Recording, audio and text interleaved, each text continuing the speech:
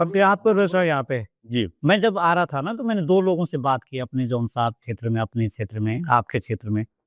तो एक ने बोला कि आप सतबीर सिंह चौहान की इंटरव्यू ले रहे हैं ना? मैंने कहा यस। मैंने बोला उनको मैं ले रहा हूँ। उन्होंने कहा भाई साहब वो तो भाजपा से बाहर निकलते ही नहीं है। फिर एक ने बोला कि अरे! जौनसार में भाजपा का आदमी, वहाँ तो सारे कांग्रेसी है। सतबीर कैसे हो गया भाजपा वाला? तो थोड़ा आप बताइए कारण क्या है भाजपा से? मतलब इतने आप उस विचार में घुले हैं कि आप सच में आप के सब आपकी बातों में, विचारों में भाजपा ही दिखाई दे रही है। देखो, मुझे कभी ना मेरे परिवार से ये कहा कि आप भाजपा में शामिल हो, जी। ना मुझे कभी। जिन्होंने मुझे पूछा मैं उनको भी सुनाना चाहता हूँ वीडियो। हाँ, बिल्कुल उनको कहिए, उनका मेरा विनम्र आग्रह है और स्नेहपूर्ण, क्योंकि मेरे यहीं के निवासी है तो उन तक जानी चाहिए बात। ना मुझे मेरे पिता ने कहा, ना मेरे दादा ने कहा, ना मेरे अगल-बगल के किसी लोगों ने कहा। ये हमारा लोकतंत्र में स्वतंत्र अधिकार है। आपका दृष्टिकोण स्पष्ट होना चाहिए कि आप किस विचार परिवार से जुड़ना चाहते हो।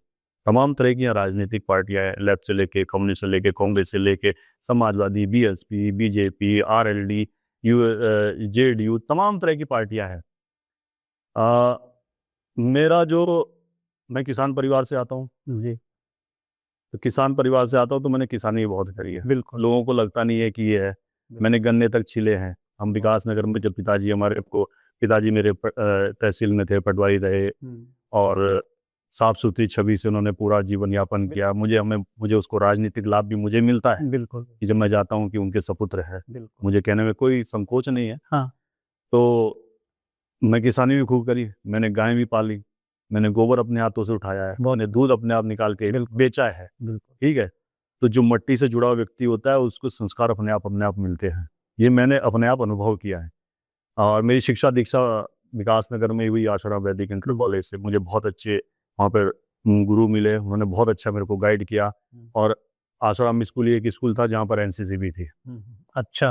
तो मैंने 8वीं में वहाँ पे एनसीसी जॉइन करी। अब मैंने एनसीसी जॉइन करी तो मैं जूनियर डिवीज़न में भी सीनियर अंडर ऑफिसर रहा, जूनियर अंडर ऑफिसर रहा। उसके बाद में सीनियर डिवीज़न में आया और मैं उसमें भी सीनियर अंडर ऑफिसर रहा। और मेरा सौभाग्य है कि मैंने सबसे अधिक अपने समय पे कैंप किए। मेरा लास्ट कैंप था आर्मी अटैचमेंट कैंप और उसमें मैं गोल्ड मेडलिस्ट रहा कल्चरल एक्टिविटी में। तो मुझे राष्ट्रीय भावना वहाँ से मिली, संस्कार मुझे घर से मिले। फिर उसके बाद मैं हायर एजुकेशन के लिए आगरा चला गया। आगरा चला गया तो वहाँ पर मेरे सीनियर्स थे, मेरे उनके साथ बैठना उठना हुआ, जैसा कि इंजीनियरिंग फील्ड में होता ही है कि सीनियर अपने जूनियर को गाइड करता है, कैसे क्या है, सब चीज़ें हैं। और तो वहाँ पर एबीवीपी के साथ मेरा जुड़ना, लोगों के साथ बैठना हुआ, ये हुआ, टेक्निकल फील्ड में थे हम। तो बहुत कम ही एक्टिविटी होती थी। तो राष्ट्रीय भावना मेरे नीचे से चलती आई। तब मैं थोड़ा बहुत भाजपा के बारे में पढ़ना लिखना शुरू करा कि भाजपा क्या है, क्या नहीं है, जब हमें समय मिलता था। वैसे टेक्निकल फील्ड में समय बहुत कम मिलता है क्योंकि उलझनें बहुत होती है बिल्कुल, बिल्कुल। और आगे का फ्यूचर देखते हैं हम कि आगे क्या है, क्या होने वाला है, क्या नहीं होने वाला। तो मैं वहाँ से, तो मेरा जो राजनीतिक आप देखोगे तो मैंने चुनाव कभी उसमें नहीं लड़े छात्र जीवन में, मगर यह है कि कम समय के लिए हम कार्य करते रहते थे। तो राष्ट्रीय स्वयंसेवक संघ के साथ में जुड़े। ऐसा हुआ, राष्ट्रीय स्वयंसेवक संघ में मैं शुरू में शाखा में गया। विकास नगर में रहते थे, वहाँ पर जो डाक पत्तर उड़ जाती है वहीं पर पुल नंबर 1 पे शाखा लगती थी। तो मैं जैसे बता रहा, मैं किसान परिवार से था, तो मैं 1-2 साल तो मैं वहाँ शाखा में गया। जब मैं बढ़ता गया तो जिम्मेवारियां भी बढ़ गई, बिल्कुल। खर्चे परिवार के बढ़ने लगे। पर हमारे संयुक्त परिवार होते हैं जौनसार में, तो पिताजी एकमात्र कमाने वाले थे, साधन ये था। और गाँव में हम सब्जियां उगाते थे, अदरक वदरक अरबी वगैरह ही होता, उससे जीवन यापन होता था। अब समस्या है तो हमने गायें पालनी शुरू करी, 2-3 गायें पालनी शुरू करी। तो उनको ये घास भी लाना, समय पे उनके लिए दूध निकालना, बाजार में बेचना। तो स्वयंसेवक में शाखा में जाना मेरा वहाँ से बंद हो गया। मैंने कहा या तो वहाँ चले जाओ या यहाँ चले जाओ, तो वहाँ से मेरा शाखा में जाना बंद हो गया। मगर ये क्या कि हमेशा संघ के प्रति जो प्रेम था वो था, ठीक है। होता है समय, जो समयानुकूल जो स्थितियाँ होती है उसके साथ आपको चलना पड़ता है, चलना पड़ेगा। तो मैंने भी उसके अनुसार चला। तो स्वयंसेवक में मैं ज़्यादा था। अब भी समय मिलता है तो मैं शाखा में जाता हूँ, अभी भी जाता हूँ। सुबह मेरे घर के बगल में शाखा लगती है, एमडी ढाला में जाता हूँ शाखा में, जहाँ संघ के कार्य होते वहाँ जाता हूँ। मुझे अच्छा लगता है संघ के कार्य राष्ट्र हित के लिए कार्य है। उसका आप सोचिए कि स्वयं राष्ट्रीय स्वयंसेवक का जो कार्य है मात्र और मात्र निस्वार्थ भाव से, निकलुष हृदय से केवल राष्ट्र को समर्पित है। हाँ। नहीं तो आप ये देखिए विश्व में कई संगठन आए, 10 साल से ज्यादा कोई संगठन नहीं चल पाए। नहीं चलते। आप ये देखिए आज 100 वर्ष की यात्रा हुई है और लगातार बढ़ता रहा है, और जो किया समाज के लिए किया। अब मैं कहूँगा कि आप स्वामी विवेकानंद धर्मार्थ जो चिकित्सालय है यहाँ पर, जो हरपटपुर से आगे खुला हुआ धर्मावाला में, किन लोगों के काम आ रहा है? गरीब गुरबों के काम आ रहा है। बिल्कुल, बिल्कुल। हमारे जनजातीय क्षेत्र से जो व्यक्ति वहाँ आता है, बड़े सस्ते में वहाँ इलाज करवाता है। और मैंने अभी जब उनका कार्यक्रम हुआ था तो मैंने उस पर एक आर्टिकल भी लिखा था कि कैसे कैसे इन लोगों ने अपने आप को यहाँ बद्रीनाथ से लेके यहाँ तक अन्य क्षेत्रों में इन्होंने कैसे धर्मार्थ चिकित्सालय बनाए। चारों धाम। तो स्वयंसेवक को समझना है तो स्वयंसेवक को जीना पड़ेगा, बिल्कुल। उसके अंदर आपको भागीदारी करनी पड़ेगी। आरोप लगते हैं कई बार, संघ को प्रतिबंध भी लगे, जिन्होंने प्रतिबंध लगे उन्होंने कहा कि ये हमसे गलतियां हुई है। खास करके वीर सावरकर को ही देख लीजिए, कितना कांग्रेस के लोग बोलते हैं, मगर आप इंदिरा गांधी ने उनके नाम से डाक टिकट जारी किए।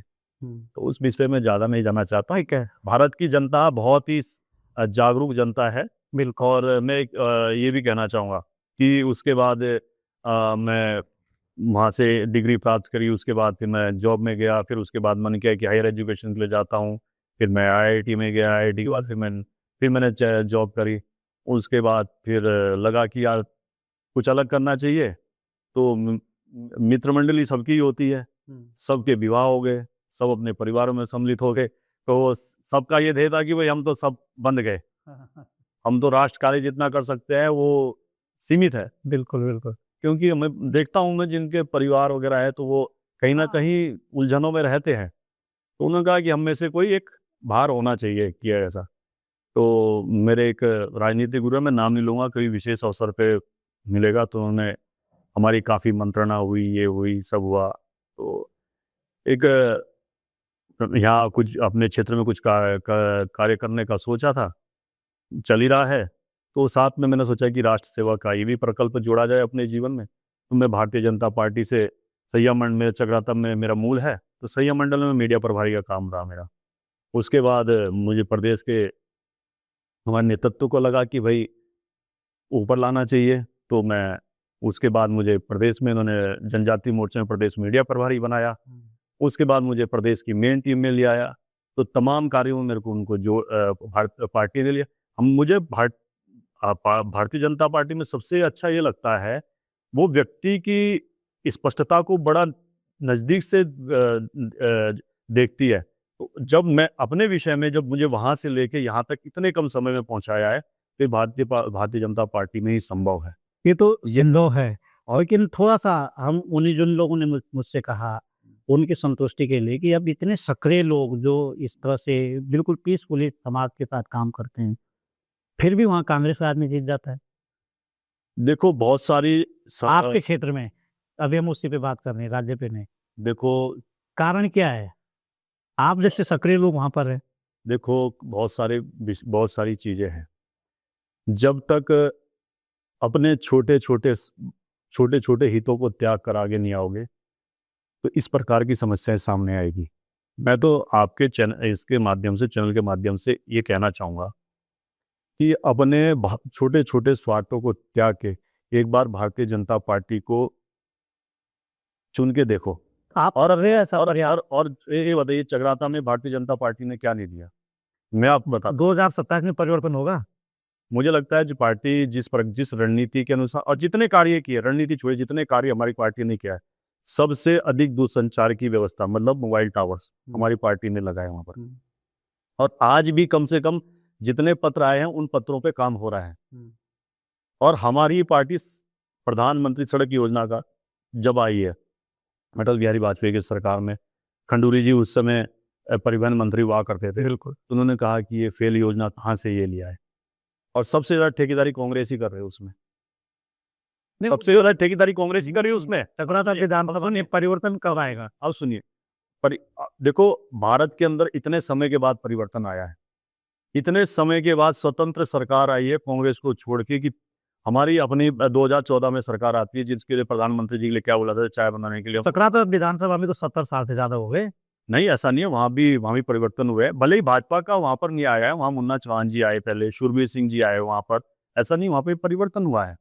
और जो आज के विधायक है, जो प्रीतम सिंह जी वहां पर है, वो भी भाजपा में आए हैं, उन्होंने भी कुछ समय भाजपा में बिताया है।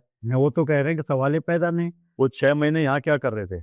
मैं पूछिए मैं हर जाऊंगा। और अब कह रहे हो कि नहीं आऊंगा, ठीक है, मगर ये बताइए कि प्रीतम सिंह जो आज भाजपा को इतना कुछ बोलते हैं, ठीक है, मैं उनसे बहुत कम मेरा राजनीतिक अनुभव है, मगर जितना है मुझे लगता है कि वो उम्र के हिसाब से ठीक है वो। आप ये बताइए कि हमारे नेताओं को दिन भर कोसते हैं, वो दिन भर बोलते हैं कि ये ऐसा है, ये ऐसा है, वो ऐसा है, और रात को अंदर रात के अंदर में सबसे ज्यादा काम कराने वही जाते हैं। और एक बात बता दिए कि उनका कोई काम आज तक अटका हो, वो मुख्यमंत्री के पास गए हों, हमारे मंत्रियों के पास गए हों, या किसी और स्तर पे जाना हो, वही कारण रुका। वो तो राजभर शिष्टाचार है, लेकिन मैं ये कह रहा हूँ शिष्टाचार, आपके जैसे शिष्टाचार रात के अंधेरे में कौन सा शिष्टाचार है? नहीं, वो तो जो खुले आम तौर खुले खुले तरीके से जाइए ना। वो तो आप जान सकते हैं कि वो कौन सा है। और हमारे हमारे हमारी सरकार देखिए, हमारी सरकार कहती है कि चुनाव में हमारे जो कटाक्ष रहते हैं, जो रहते हैं, वो चुनावी एक है, सब चुनाव में आता है, मगर चुनाव के बाद लोकतंत्र में जो शपथ लेते हैं हम, उसके बाद हमारे लिए सभी समान है। नहीं, हमने एक भी योजना बता दीजिए कि उत्तराखंड के अंदर एक भी ऐसी योजना हो कि किसी विशेष वर्ग के लिए बनाई हो। नहीं, वो तो ठीक बात है, लेकिन जिस तरह से आप लोग काम कर रहे हैं, भाजपा के लोग टकराता हैं, 2027 में परिवर्तन होगा। मुझे तो निश्चित रूप से लगता है परिवर्तन हुई तो निश्चित रूप से। और मैं एक चीज बताऊं, चकराता में कहा जाता था पहले, रंसोली जी आप तो काफी समय से इसमें हैं, काफी समय पहले कहा जाता था कि यहाँ तो कार्यकर्ता भी ढूंढने से नहीं मिलता है। आज जब हमारे कार्यक्रम होते हैं, आज हमारे 5 मंडल है चकराता में, चकराता विधानसभा में, पहले कहते थे कार्यकर्ता भी ढूंढने से मिलते, आज हमारे 365 दिन कार्यक्रम होते हैं, कहाँ से इतने कार्यकर्ता उत्पन्न हो गए उनके अंदर? अच्छा, दूसरा सैया, हमारा सैया, किसी भी राष्ट्र का गौरव क्या होता है? वहां के महापुरुष। बिल्कुल।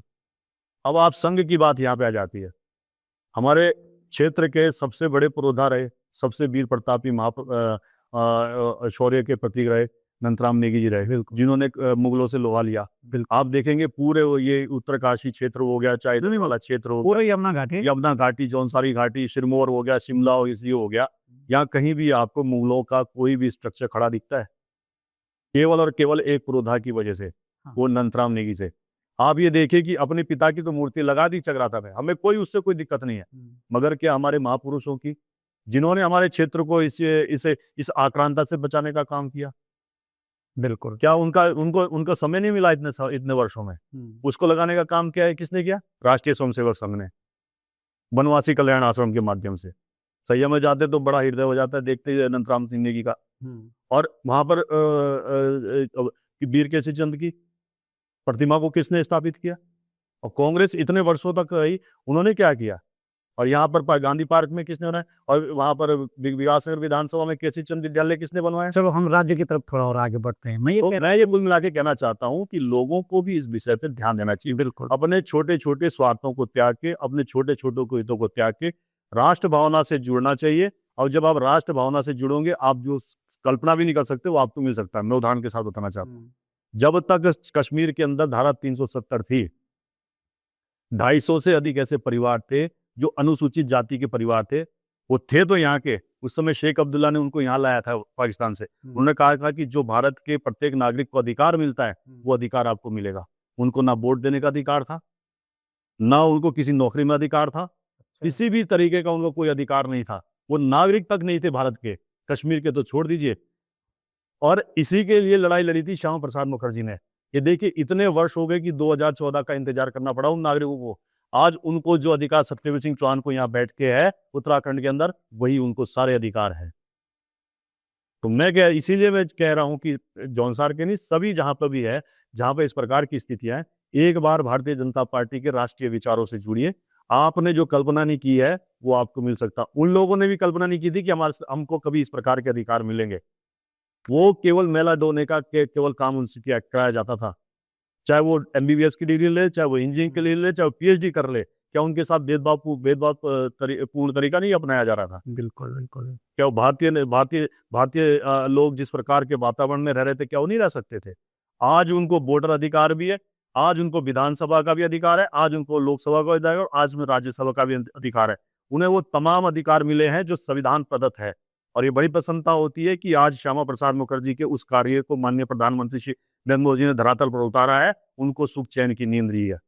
और आज चकराता के अंदर जहां पर हम लोग खच्चर पे चलते थे, घोड़े पे चलते थे या अन्य माध्यमों से चलते थे, आज वहां प्रधानमंत्री सड़क योजना के माध्यम से लगभग सभी गांव कंप्लीट हो रहा है। एक भारत का मैं आंकड़ा देना चाहता हूँ जब आप इस पे आ रहे हैं।